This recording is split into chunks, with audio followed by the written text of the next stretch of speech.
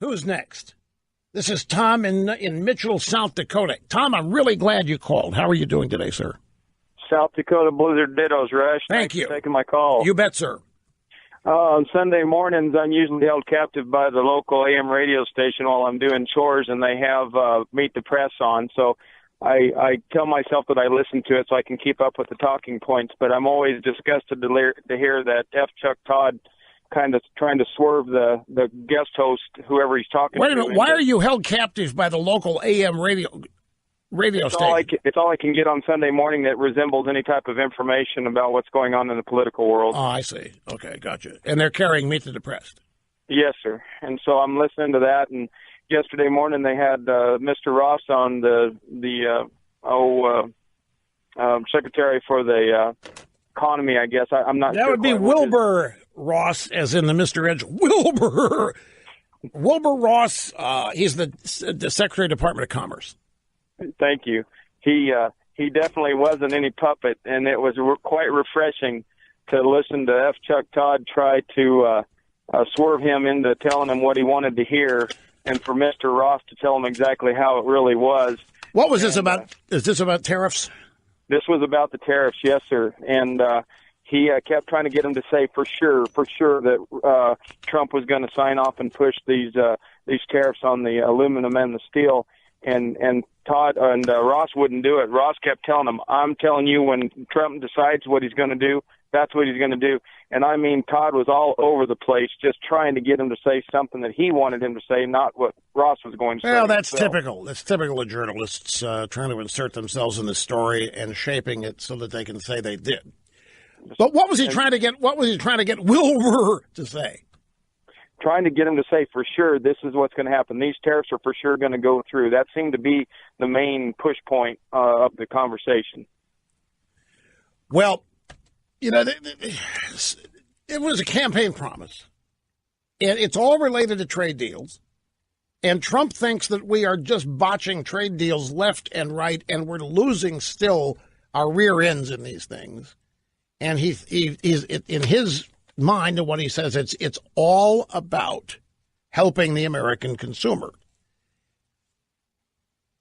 I think this is an uneducated, I think. This is a wild guess, I think. But my wild guess here is that what's really going on is that Trump is trying to apply pressure on Canada and Mexico for serious renegotiation of NAFTA. And I think the tariffs are a threat that's being... I don't doubt that he's serious about them. They are a campaign promise. Let's see, we have grabbed soundbite number... Nope, it's going to be 26. We'll get to it after the break. Tom, I appreciate the call. Thank you much. Hang on, folks. Be back before you know it. Here's Trump today in Washington. Prime Minister Benjamin Netanyahu showed up at the White House. So what do you bet that Netanyahu did not have to go in the back door today, like he did with Obama?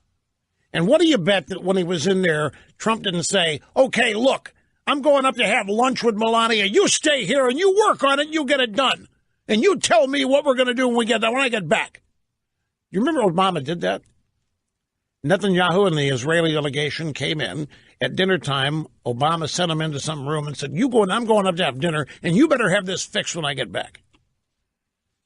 And like the Dalai Lama, Netanyahu had to come in and leave the back door. So here's Trump. This is while they're sitting there in the Oval Office next to the fireplace. A reporter, Mr. President, are you going to back down on tariffs? No, we're not backing down. Mexico is, we've had a very bad deal with Mexico, a very bad deal with Canada. It's called NAFTA. Our factories have left our country. Our jobs have left our country for many years. NAFTA has been a disaster. We are renegotiating NAFTA, as I said I would. And if we don't make a deal, I'll terminate NAFTA. But if I do make a deal, which is fair to the workers and to the American people, That would be, I would imagine, one of the points that we'll negotiate. It will be tariffs on steel for Canada and for Mexico. So we'll see what happens. But right now, 100%, our country on trade has been ripped off by virtually every country in the world, whether it's friend or enemy. Everybody. China, Russia. Doesn't sound like he's kidding around, does it? Sarah Palin today has a piece saying, what do you mean Trump start a trade war? Trump's not starting a trade war. He's going to try to end one. We've been in a trade war for who knows how many years. Palin's piece is really pro-Trump. It's kind of lengthy. I've got it here in the stack right next to the Trump jokes at the gridiron dinner. Got that. Meeting and surpassing all audience expectations for 29 years and counting. Here on the Rush Limbaugh program, here is Tom in St. Louis. Tom, glad you waited. You're next, sir. Hello. Sure. I have a possible solution to our trade problems that doesn't include tariffs that conservatives, liberals, and even the government might applaud. Let's use steel as an example. If you are in China and you want to sell us some steel, you have to get a U.S. government permit in order to do that. To get that permit, you have to comply with the same environmental issues that a domestic steel plant does, as well as the same OSHA standards that a U.S. Steel producer would have to supply. And you have to pay for that U.S. government person to come over there to see if you can get a permit. Without a permit, you cannot export steel to the United States. And so your solution is to soak them on the permit? No, that they have to comply with our standards. My feeling is that the reason our steel costs more than theirs is because of our environmental standards that we have to comply with. Oh, I see. Our OSHA standards that we have to comply. That's why our steel is so expensive. I've got it. You have come up with a modification of my age-old plan to destroy our enemies by exporting liberalism. Yes, sir. Let's export feminism to the Chi-Coms and have them start dealing with a bunch of bra burners and see what they like it. And let's export the environmentalist wackos over it. This is a great idea you've got. I mean, the liberals would love it. The government would love it because it would require a government employee to do the permitting. And the conservatives would love it because I'm pretty sure they wouldn't be able to comply with our standards. There's no way.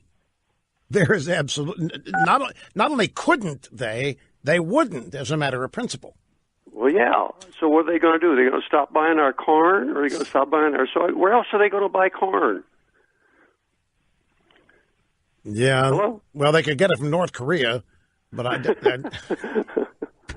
well, that's about all the North Koreans' military is eating, if you want to know the truth, is raw corn. But again, the thing that makes our products so expensive are complying with our government regulations. Let's just export our government regulations. I like it. I've had a variation of that. Do you think Trump is going to follow through on the tariffs? Do you? And if he does, are you in favor of it?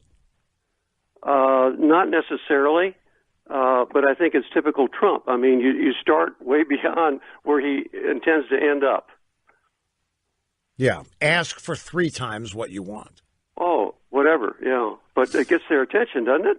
Well, it does, except this was a campaign promise, and it's right out of the promise playbook. Yeah. And it ties right in with his thoughts on the disadvantages we put ourselves in with trade. And you know what I think the big difference is? Well, it's hard to specify one, but I think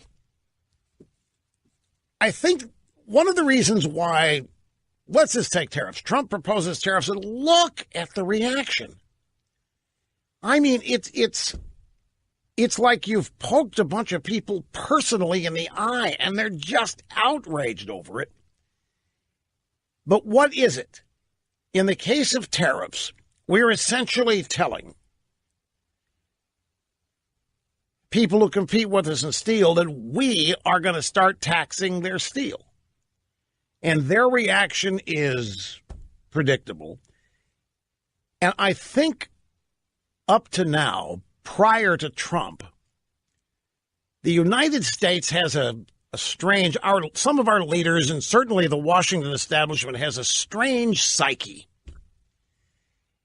And I think on the left side, would you agree that the left is laden with guilt, like you and I can't understand? They feel guilty over the United States superpower status, and they feel guilty over United States economic supremacy. They feel guilty about a number of things, and that makes them look at every one of our competitors as a victim of us. And the other factor, I think, is fear. And Trump is fearless, and this is what they don't understand. We act way too often in the past afraid of what, say, Gorbachev was going to do. We were afraid of what the Chinese leaders would do. We were afraid of offending them. We were afraid of doing things that might make them mad. And we wanted to avoid making them mad because for some reason they're all going to declare war on us. I mean, it was a totally defensive posture that our State Department has held for the longest time, and other agencies of the government. Just a defensiveness and almost a fearfulness of asserting ourselves, that we either didn't have the right to or that it was unfair for us to do so because we're so big already. And then when they huff and puff over the institution of new policies, we get frightened over what they might do and we back off, or more than likely, we don't propose things in our self-interest anyway. We continue to give foreign aid to people that don't appreciate it and rip us publicly. It's kind of this mayor of San Francisco, mayor of Oakland. What is preventing us from dealing with this? This woman is breaking several laws, and they are felonies. In addition to openly taking action against her own government. And I don't, this is not a targeting of anybody else. I don't know who would be blamed here, but it's almost like there is a fear of dealing with her. It's like we're afraid of what her constituents might do, or we're afraid of what the people of California might do. We'll expand this to the national or to the international stage. We're afraid to enforce. We're afraid to enforce our policies. We're afraid to enforce our laws. We are afraid to assert ourselves for a whole host of reasons. Now, throw all that out, put Trump in there, who's not afraid to do anything. He's not afraid to promote America. He's not afraid to defend America. And he doesn't care who's offended in the process. And when he does these things, the people in the establishment who have been acting out of fear and defensiveness all these years start quivering and quaking. And, oh, no, what's he doing? He doesn't know what am I got him. I don't know what they're afraid of, but clearly they are afraid. And I think it's another indication of how different somebody like Trump is from the standard operating procedure that has been the norm for the Washington establishment. We don't assert ourselves at the UN, for example, until now. I mean, we may exercise our veto rights in a Security Council vote, but in terms of actually standing up for ourselves and telling enemies to pound sand, we just don't do it. It's unseemly. We have to take a certain ration of excrement, because that's the price we pay for being a superpower. Well, Trump does not subscribe to anything like that.